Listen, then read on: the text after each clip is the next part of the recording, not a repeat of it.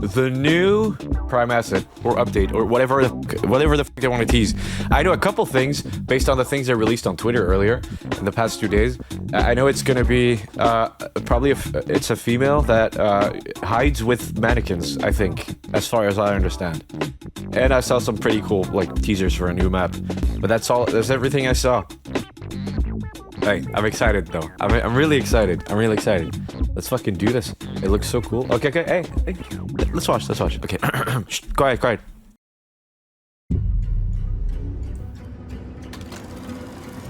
Do you believe prayer can change the world? I hope so. Because somebody who's chosen belief despite evidence will believe anything. Hey, that's Mr. Easter. There's a sucker baptized every minute. Maybe there's something more to this world. Something eternal. Ooh, snow. Divine. But only if you're open to it. If you're willing to listen. Hey, yo. To be very quiet. Very still.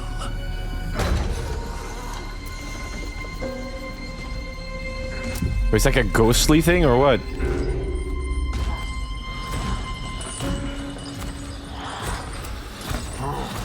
Oh no, that's just the blind guy we saw in the Twitter trailer, right? Ah! That's...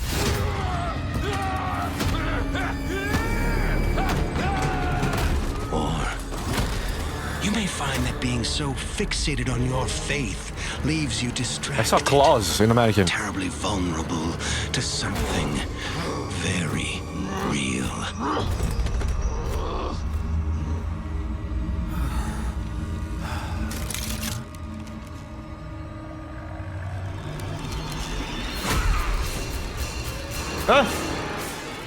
Sister Lilia Bogomolova. A voice of peace, calling out for Oh my blood. god, that's so cool. An ascetic, dripping in hoarded treasure. She's a woman of God, a custodian of miracles, the product of a half-century of war and corruption, an avenging angel of divine retribution. She's waiting. I am today. Hey yo. She's gonna make you believe.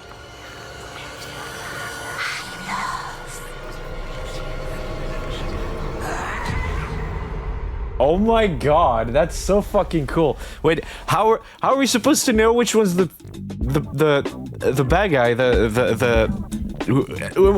bad mannequin? Oh my god.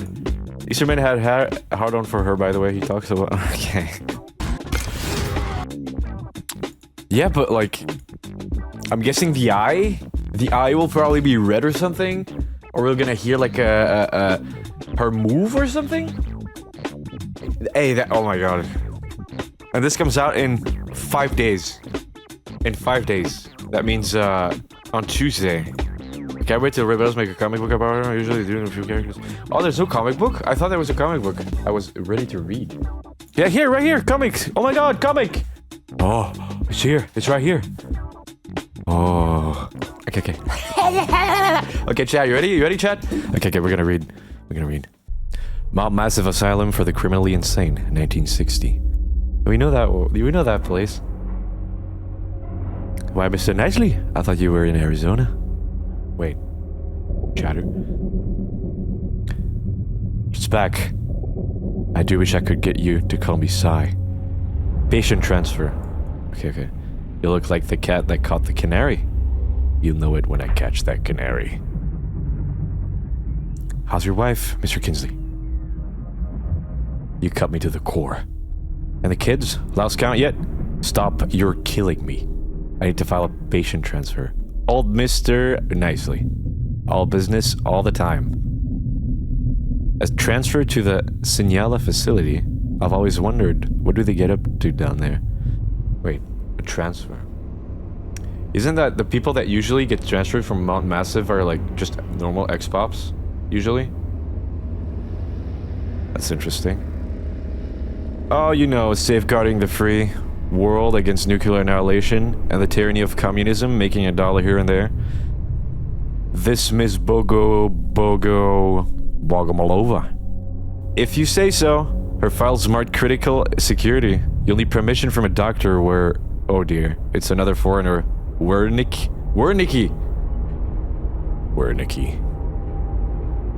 Rudolf Wernicki. Okay, now we're transferring to his POV. Okay. Sister Lilia Bogomolova. This is such a tongue twister. You've read her files? Sure. She's been catatonic for half a decade. Not doing us any good and eating up a damn impressive budget in security and sedatives. The way I see it, I sold that Easterman character a dead dog for the price of a prize horse. That was another tongue twister. Huh. Quite. I wonder, could you hand me that letter opener? This Nazi dagger. Just a moment. I want to play you a recording.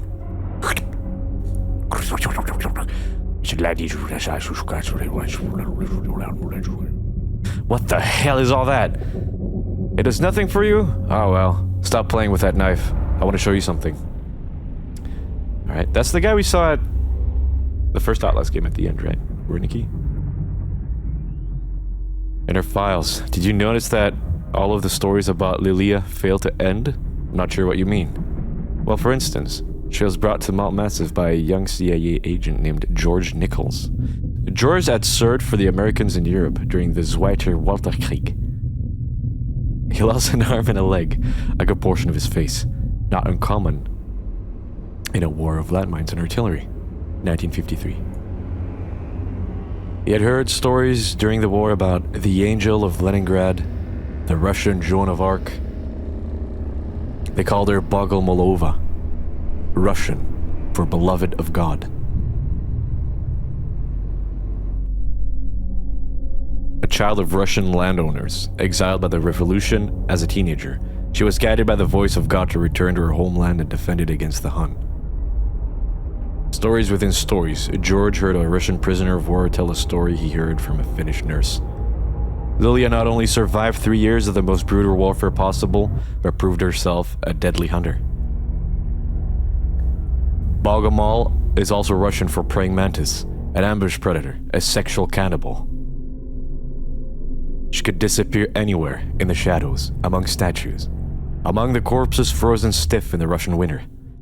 I suppose she thought she was protected by God, so long as she was doing God's work. I'd heard of her myself among German officers. She was an object of terror and fascination. Though, once we admitted defeat, when Germany began its retreat from Leningrad, God must have decided Bogomolova's work was done because he stopped protecting her. What happened next was gruelingly reconstructed by George Nichols years later, long after the war. George was one of the CIA's early recruits, assigned to trace missing mutual security acts. Funds. That's a hard read, I'm sorry. I let him foster a growling fascination with Lilia Bogomolova until it became an obsession. A Nazi officer, an Obergruppenführer retreating from Leningrad, captured her. Lilia slashed his face while he was trying to restrain her. In punishment, he chopped off the hand she had used to hold the knife. When she cursed him for it, he cut her tongue. Well, that explains why she's got a fucking blade arm thing, right? Who knows how he used her while they were on the red line to the Mediterranean. I remember thinking God wasn't strong enough to protect her from the combined efforts of a crumbling Reich and a nascent CIA. But God doesn't level mountains. He gives us the strength to climb. Lilia didn't need a tongue to pray. And in Genoa, the night before she was going to be dragged onto a boat to Argentina, there was a miracle. Oh, she grew a tongue back. Oh, okay. She could speak again. And after all of her time listening to the voice of God, she could speak with his tongue. And she gave the Obergruppenführer, bodyguard, and staff some ideas. She walked... Oh, I see. So they kind of fucked him up. All right, that's amazing.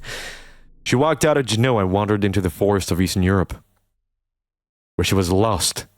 Years, a time cloaked in mystery, just like Christ. But villagers and travelers reported finding the inexplicable in the wilderness. Corpses transformed into religious statuary. Poor George thought Sister Lilia witnessed something in the siege of Leningrad, in the abuse and corruption of the aftermath, in a wilderness consecrated by the blood of whole nations. Something about the 20th century, something about the mind of a god. Years later, fortunes began to vanish. Wealthy families, industrialists funded with American dollars to rebuild Europe, would hemorrhage all of their money and vanish from society. When their corpses were found, they would be mutilated fractions of themselves. It was something the CIA could not abide. And so, young George Nichols was sent to investigate. Searching ruined estates, hearing stories of the Angel of Leningrad, of Sister Lilia, of the Beloved of God, putting together the story you've just heard, getting closer and closer, finding crime scenes, finding evidence that the legends were true. Until he found her.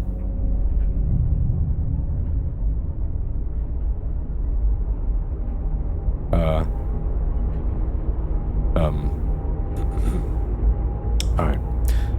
I'm not sure how I'm supposed to read this, because it's like weird, you know, but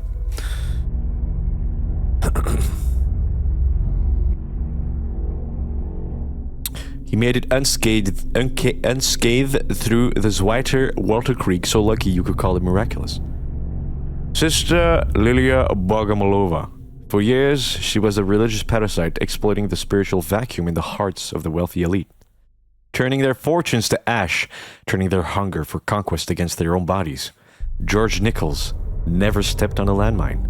He did to himself, at the instructions of God, as told to him by Sister Lilia, everything he lost. Alright, so he meets her, right? And he gets gaslit into just mutilating himself, and he just does it. And then he becomes a mannequin like her. Yo, does that mean when we die in game, we're gonna be a mannequin?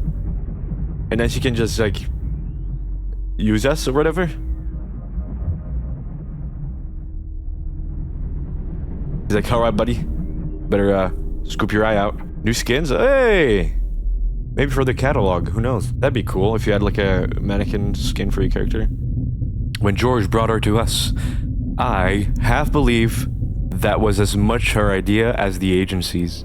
Maybe the wealth and corruption of America was too great a temptation, but wherever she goes, she makes acolytes, witnesses to testify half-finished stories, because they end with the teller cutting out his tongue.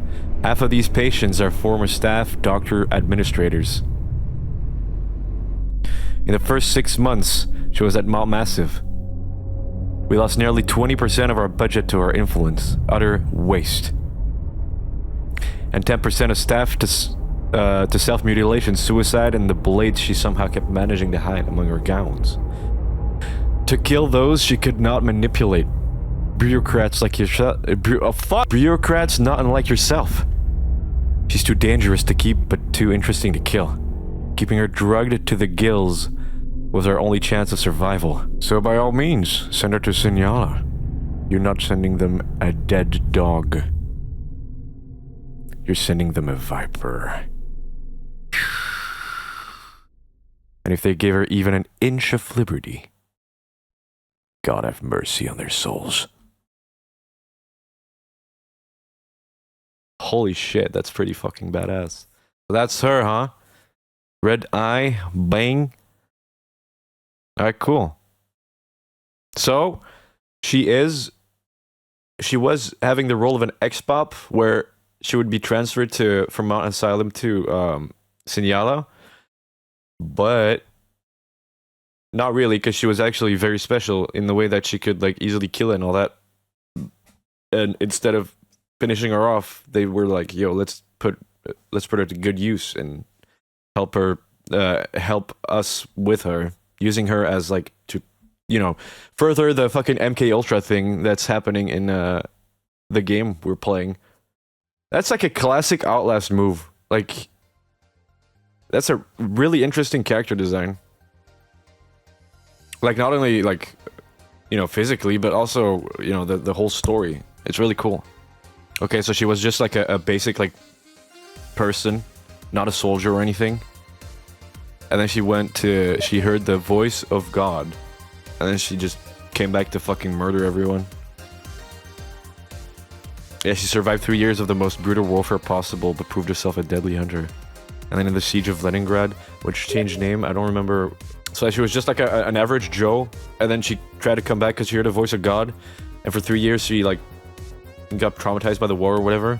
But she was a good hunter, and then she decided to use those hunting skills to like fuck up German soldiers and all that. That's pretty fucking cool.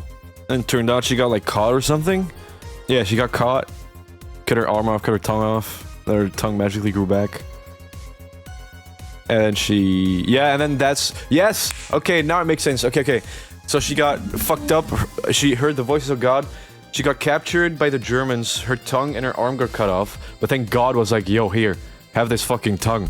This is my tongue. Use it well. And she used her tongue to manipulate everyone around her so that she could escape. And kill, like, the general and whatever. And that's also the same power she uses by the guy that comes find her later. That, you know, she makes her, like... She makes him, like, cut off his legs and everything. Okay, that makes sense. Like, a thing I don't understand, though, how did they bring her to Arizona if she's, like... If whatever she says just, like, you know... You manipulate her like you did the others? Yeah, that's true. I mean, that's that's Occam's razor, the most likely option, right? But, you know, the thing I wonder is, like, wouldn't she be the one, after everything that she saw and, like, been through, wouldn't she be the one that manipulates him, though? With her, you know, godly tongue or whatever? Because there's obviously some higher power, like, higher being at play here, I feel like. If she's able to, like, just speak to people and they like, turn on everyone. I guess we'll know more later, though. Easterman is built different. I mean, that guy is stuck in his office taking LSD and going crazy every few months, so... Maybe over his true form, he was like, oh, I'm actually God, and use his powers. Oh, you're right! Because he also had, like, delusions of, like, fucking godhood and everything like that. That's true. Oh my god.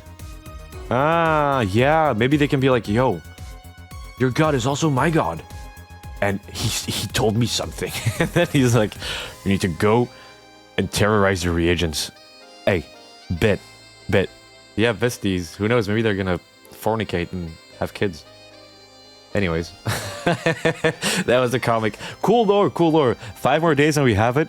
And I'll make all the fucking content I can out of it. I'll milk it like a fucking cow. I'll make it like fucking Franco milks his mommies. It could be like Franco, where Franco doesn't fight back if they let him do whatever he wants. Ah, yeah, maybe like a place to express themselves, yes. It's so hot. It's so hot. I just ate and like I've been like talking for a while, so my body heats up and I'm like too hot now.